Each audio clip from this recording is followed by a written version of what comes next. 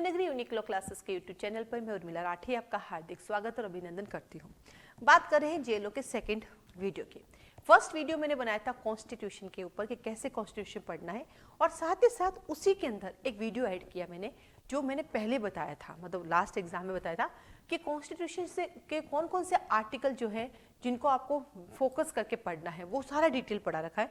लगभग 40 मिनट का वीडियो, तो उससे आपका कॉन्स्टिट्यूशन के सारे आर्टिकल क्लियर हो जाएंगे। तो उसी जो कॉन्स्टिट्यूशन का वीडियो है उसी वीडियो के लास्ट में हमने ऐड किया, जैसे आप क्लिक करेंगे वो वीडियो ओपन हो जाएगा। हालांकि वो 2 साल पुराना है, तो आप ये भी लिख सकते हो Urmila Rathi JLO constitution important, तभी खुल जाएगा। नहीं तो उसी वीडियो का लास्ट क्लिक करना तो वो पुराना वीडियो आपका आ जाएगा 40 मिनट का, जिसमें एक एक आर्टिकल जो है मैंने बोर्ड पे लिखा के बताया हुआ है। चलिए आगे चलते हैं। आज सीआरपीसी में आपको कैसे पढ़ना है, कौन कौन से सेक्शंस पढ़ने हैं, जो वैसे तो पूरा सीआरपीसी पढ़ना है, पर वेरी वेरी इंपॉर्टेंट सेक्शन जो कि आप जेएलओ के लिए है कैसे पढ़ने हैं उनके बारे में चर्चा करेंगे। उसके साथ ही कुछ क्वेश्चंस चल रहे हैं। सभी लोग असमंजस में हैं, जितने भी लोग जुडिशरी की प्रिपरेशन कर रहे हैं, यूपी की कर रहे हैं या किसी की कर रहे हैं, उनको ये लगता है आरजेएस यूपीजेएस जो भी कर रहे हैं उनको लगता है कि क्या हमें जेएलओ देना चाहिए कि नहीं। सबसे पहली बात, जेएलओ की 200 पोस्ट है, और गवर्नमेंट जॉब तो गवर्नमेंट जॉब होती है एक सिक्योरिटी के लिए। माना आज आपको सैलरी कम दिख रही होगी, लेकिन फ्यूचर ब्राइट है आपका। प्राइवेट सेक्टर में रोज आपको काम करना पड़ता है, अगर जितना दिन काम करोगे उतना दिन मिलेगा, नहीं काम करोगे रुक जाएगा, है ना। जैसे मैं अपना इंस्टीट्यूट चलाती हूँ, 3 साल कोरोना में मुझे बंद रखना पड़ा, लेकिन बंद कमरे का रेंट देना पड़ा मुझे, राइट। तो वो रेंट कैसे करेंगे, वो तो ठीक है घर पे मैंने ऑनलाइन सेटअप लगा लिया, अन्यथा कैसे मैं मैनेज करती। तो प्राइवेट सेक्टर में काम करना, आप जितना क्या ना भागोगे, मतलब जितना घूमोगे उतना चरोगे वाली बात होगी। लेकिन गवर्नमेंट सेक्टर में सिक्योरिटी है, आप जाओ रोज अपने ऑफिस काम करो, कोरोना जैसे आपदा आएगी चाहे नहीं आएगी तभी आपकी लाइफ सिक्योर है, सेफ है, ठीक है। तो उसी को लेके कुछ चर्चा करते हैं कि आपको जेएलओ देना चाहिए, 100% देना चाहिए। सेलेक्ट हो इस बार भी जेएलओ के अंदर कितने जेएलओ हैं जो 2019 में सेलेक्ट हुए, आरजेएस में सेलेक्ट हो गए, तो आप प्रिपरेशन तो कर ही सकते हैं। पहला सवाल है कि लास्ट जो अपना 2019 के अंदर जो हमारा जेएलओ हुआ था उसकी कट ऑफ कितनी गई थी, उस पर हम चर्चा करते हैं। क्योंकि किसी ने मुझसे पूछा कट ऑफ के बारे में, मुझे आइडिया नहीं था। मेरे पास जनरल कैटेगरी है, देखो मैं जब भी कट ऑफ बताती हूँ जनरल कैटेगरी की बताती हूँ, बाकी का ओबीसी एससी एसटी का मेरे पास है भी नहीं। जो स्टूडेंट मेरे पास है मोस्ट ऑफ जनरल के होते हैं, उनसे मेरी बात हुई तो मैं जनरल की बता रही हूँ। ओबीसी एससी एसटी की आप साइड पर जाके चेक कर लीजिएगा, ठीक है। मैं बात करती हूँ प्री की। लास्ट जो जेएलओ प्री हुआ था उसकी कट ऑफ गई थी 155, यानी हमारा 200 का पेपर होता है, 50 50 50 और 50, 200 नंबर का पेपर होता है। जनरल कैटेगरी वालों को हर पेपर में 25-25 नंबर लाना अनिवार्य है। पासिंग मार्क्स के लिए 25-25 मार्क्स लाने पड़ेंगे, यानी हर पेपर में 25-25 नंबर लाने पड़ेंगे। तो ओवरऑल हो गए 100। अब 100 तो हो गए, तो पास तो हो गए, लेकिन आपको कट ऑफ निकलती है, यानी पहले तो मिनिमम मार्क्स लाने होते हैं, और मिनिमम मार्क्स आ गए पास है, देन जो कट ऑफ होती है उसमें भी आपको आना पड़ता है। तो लास्ट टाइम जो कट ऑफ गई वो 155 गई जनरल की। इसके पीछे रीजन क्या है, जैसा कि मैंने आपको बताया कि जितने भी बच्चे जुडिशरी की प्रिपरेशन करते हैं वो सब बच्चे जेएलओ भी देते हैं, और जब सब बच्चे जेएलओ देंगे, और जेएलओ का पेपर बहुत इजी आता है, पूरा 90% डायरेक्ट बेस आता है, 10% एक्स्ट्रा आता है। तो जिन्होंने जुडिशरी की प्रिपरेशन कर रखी है उनकी तो वैसे भी अच्छी प्रिपरेशन होती है। जो केवल जेएलओ करते हैं उनको एक्स्ट्रा मेहनत करनी पड़ेगी, क्योंकि उनके कॉम्पिटिटर कौन है, जुडिशरी वाले हैं।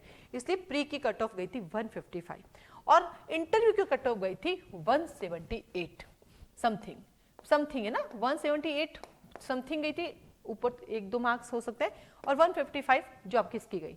तो प्री की कट ऑफ गई 155, और इंटरव्यू की कट ऑफ, क्योंकि यहाँ पे प्री और इंटरव्यू होता है, प्री ऑब्जेक्टिव होता है और देन इंटरव्यू होता है, उसी गई 178 लगभग, ठीक है। फिर आता है इसकी सैलरी कितनी है। आपका प्रोबेशन पीरियड रहता है, 2 साल तक आपको मिलती है 23,000 समथिंग, 2 साल तक सैलरी मिलेगी। 23,700 कट कटा के आपके हाथ में 22,000 आ जाती है। और जब आपका प्रोबेशन पीरियड खत्म हो जाएगा तो ये सैलरी आपकी हो जाएगी लगभग 49,000 प्लस, 50,000 से ज्यादा, 49,000 प्लस।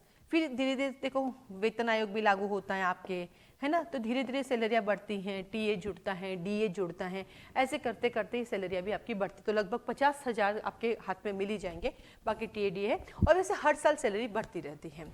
तो एक लड़कियों के लिए तो बेस्ट जॉब है, सैटरडे संडे ऑफ है, 5 डे वर्किंग है, अच्छी सैलरी है, आपको वहीं बैठ के काम करना है। लेकिन जुडिशरी सेलेक्ट इसलिए ना, एक ओहदा है, एक स्टेटस है, तो हमें तो गवर्नमेंट जॉब चाहिए, सिक्योरिटी के लिए ओहदा भी चाहिए।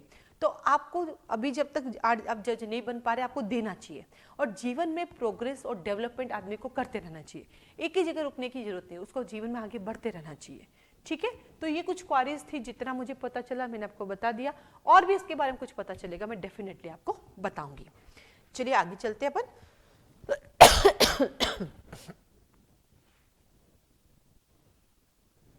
चलिए अब हम बात कर रहे हैं कि जेलों के एग्जाम के लिए सीआरपीसी को कैसे पढ़ना है और कौन कौन से सेक्शंस वेरी इंपॉर्टेंट है जिनको आपको पहले प्रायोरिटी देनी है। ठीक है, सीआरपीसी भी आप बैरेक्ट से पढ़िए, ठीक है, क्योंकि जेलों का एग्जाम पूरा बैरेक्ट बेस आता है। जब आप सिलेबस देखेंगे तो वहां पे कहेंगे ऑफिशियल पर्पस के लिए जो जो सेक्शन काम आते हैं पहली प्रायोरिटी उनको देनी है। अब आप दिमाग लगाओ कि यार ऑफिशियल पर्पस के लिए सीआरपीसी का क्या काम होता है। जैसे कि आपका मेन काम क्या होता है, कंप्लेंट फाइल करना, यानी सेक्शन 190 से 199 किसी मैटर में कोई कंप्लेंट फाइल करनी है या किसी मैटर में आपको अपने डिपार्टमेंट के बिहाफ पर एफआईआर दर्ज करानी है तो चैप्टर नंबर 12 है आपका, है ना, जो बात करता है सेक्शन नंबर 154 से 176 तक है। साथ में आपका डेफिनेशन क्लोज है चैप्टर नंबर 2, वो तो काम का है ही है। सेक्शन नंबर 2 की बात करते हैं, चैप्टर नंबर 1 की बात करते हैं तो वो पढ़ना ही है। तो ऐसे जब आप देखेंगे कि भाई ऐसे कौन कौन से चैप्टर जिनको मुझे पहली प्रायोरिटी देनी है तो उसमें आपका चैप्टर नंबर 1 आ जाता है, चैप्टर नंबर 2 उनके बारे में बताता है, ठीक है। फिर आपके पास आ जाता है चैप्टर नंबर 12 आ जाता है, चैप्टर नंबर आपके पास आ जाता है 15 आ जाता है, 16 आ जाता है, 17 आ जाता है, फिर 27 आ जाता है, 29 आ जाता है, 30 आ जाता है, 33 आ जाता है आपके पास, 36 आ जाता है, 37 आ जाता है। ये तो होता है डिपार्टमेंटल कि भाई ये प्रोविजन आपको पता होनी चाहिए अपने डिपार्टमेंट की तरफ से पैरवी करने के लिए, क्योंकि ट्रायल तो कोर्ट करता है, जज करता है, मजिस्ट्रेट करता है, उसमें आपका कोई आप तक लीगल ऑफिसर है, आपका काम एडवाइस देना है, ठीक है। तो ये पहली प्रायोरिटी में इनको रखना है। उसके बाद पढ़ना तो पूरा ही है, क्योंकि कहते तो ये है कि ये ऑफिशियल पॉइंट ऑफ व्यू से देखते हैं, लेकिन सवाल ये कहीं से भी दे सकते हैं, है ना। तो पहली पॉइंट है कि क्यों रट लो, ये में से तो 100% आने आने। उसके बाद जो आपका रिमेनिंग सीआरपीसी है वो कीजिए। अब इसी के साथ ही जैसे कि मैंने कहा कि 2019 के अंदर जो है हमारे पास क्या आया था, जेलो आया। उस दौरान मैंने कुछ वीडियोस बनाए थे, तो उसका लिंक मैं इसके साथ शेयर करी हूँ, जिसमें आपको पूरा चैप्टर के सेक्शन वाइज भी डिवाइड कर रखा है, वो आपको देख लीजिएगा। आप जैसे उस पर क्लिक करेंगे वो अपना ओपन हो जाएगा, जिसमें आपके पास आ जाएगा। और नेक्स्ट वीडियो में मैं आपको सीपीसी के बारे में बताऊंगी। सीपीसी मतलब एक मैं आपको वीडियो देती रहूंगी कि कौन से वेरी वेरी इंपॉर्टेंट जिनको आप पहले टच कर सकते हैं, ठीक है। इसके साथ ही साथ जो है एसयूएलसी यानी सूर्यनगर यूनिक लॉ क्लासेस जो है जेलों को लेकर 3 चीजें स्टार्ट कर रही हैं। फर्स्ट है जेलों की क्लासेस रहेगी, दूसरा है जेलों की टेस्ट सीरीज, ठीक है, और तीसरा है जेलों का मॉक टेस्ट। मॉक टेस्ट का मतलब होता है पूरा पेपर, जैसे पहला पेपर कॉन्स्टिट्यूशन का होगा 150 क्वेश्चन, दूसरा सीआरपीसी सीपीसी होगा 150 क्वेश्चन, तीसरा लिमिटेशन, एविडेंस, प्लीडिंग ड्राफ्टिंग और जजमेंट क्या बोलते हैं प्लीडिंग ड्राफ्टिंग इंटरप्रिटेशन का होगा 150 क्वेश्चन, और चौथा पेपर जो होगा हिंदी ग्रामर और इंग्लिश ग्रामर का होगा 1। इसको बोलते हैं मॉक टेस्ट, ठीक है। ये जो टेस्ट सीरीज है ये चैप्टर वाइज है, चैप्टर 1 से 2, 3 से 4 ऐसे टुकड़ों में बांट के काफी लंबी कर रखी है, और उसके साथ हिंदी के 5 पेपर, इंग्लिश के 5 पेपर है। ये जेलों का कोर्स चलाएंगे हम 15 दिसंबर से। ये ऑनलाइन भी है हमारा और ऑफलाइन भी है।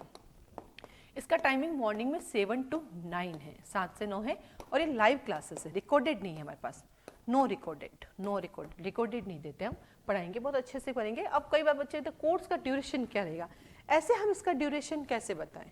हम शुरू करेंगे कोर्स को, अब डिपेंड ऑन एग्जाम है, हम अच्छे से पढ़ेंगे। अगर हमें लगता है एग्जाम ज़्यादा नज़दीक आ गए हैं, 2 ही महीने में हो रहे हैं, 3 ही महीने में हो रहे हैं, तो हमें 2 की जगह 3 घंटे क्लास चलाएंगे, बाकी कोर्स अच्छे से चलेगा। हम ये नहीं कह सकते कि 3 महीने का कोर्स है, 6 महीने का कोर्स है, 8 महीने का कोर्स है, ऐसा कुछ नहीं। कोर्स चलेगा, कोर्स के अकॉर्डिंग ही चलेगा। अब आपके पास सवाल आता है कि आपको अगर इनके कोर्स की फीस जाननी है कि इसकी कितनी फीस है, इसकी कितनी फीस है और इसकी कितनी फीस है, तो आप मुझे व्हाट्सएप मैसेज कर सकते हैं और आप अपना कोर्स का नाम लिख सकते हैं। इस वाले कोर्स में ये इंक्लूड है, क्या कहा मैंने, ये दोनों कोर्स एक साथ मिलेंगे, मतलब इसमें जो फीस होगी उसमें आपको मिलेगा, ये इंक्लूड नहीं है, बिकॉज ऑफ ये प्रैक्टिस के लिए अलग चलता है, केवल आप इसको भी ले सकते हैं। इसमें सैटरडे टेस्ट इंक्लूड है, सैटरडे टेस्ट, तो इसकी रिक्वायरमेंट ही नहीं पड़ेगी, क्योंकि पूरा पढ़ा के वैसे टेस्ट हो जाएगा, तो इसका बिना मतलब का लेने की जरूरत है ना, ये इसमें इंक्लूड है, अलग है। तो ये दोनों तो वैसे मिल जाएगा, और तीनों के सेपरेट फीस भी आप बात कर सकते हैं। इस कोर्स के अंदर हम आपको पूरा लॉ कंप्लीट होगा, और प्लस उसमें हिंदी ग्रामर और इंग्लिश ग्रामर भी होगी, कंप्लीट कोर्स होगा ये, तो इसके बारे में जानकारी ले सकते हैं। और साथ ही साथ जैसा कि मैंने आपसे कहा कि इसके साथ ही साथ आपको जो है सीआरपीसी के कौन से सेक्शन वेरी इंपॉर्टेंट है, इस पे एक वीडियो है जो यहाँ पे आपको मिलेगा, जिसको आपको लेके क्लिक करना, जैसे आप क्लिक करेंगे वो ओपन हो जाएगा और देन आप उसको कर सकते हैं, क्योंकि वो 2 साल पहले मैंने बनाया। और यूट्यूब पे लिख भी सकते हैं सीआरपीसी फॉर द जेलो इंपॉर्टेंट सेक्शंस, तो भी वो आपका ओपन हो जाएगा। ठीक है, तो ये था आपके कुछ क्वारीज जिसको क्लियर किया। साथ ही साथ सीआरपीसी को बैरेक से ही पढ़ना है, कहीं आपको बुक लाने की जरूरत नहीं होती है। बैरेक जो आपके पास है जिस कंपनी का, वो अपने आप में सफिशिएंट है। ठीक है, और साथ ही साथ नए बैचेस के बारे में इंफॉर्मेशन भी मैंने आपको दी है। आज के लिए धन्यवाद।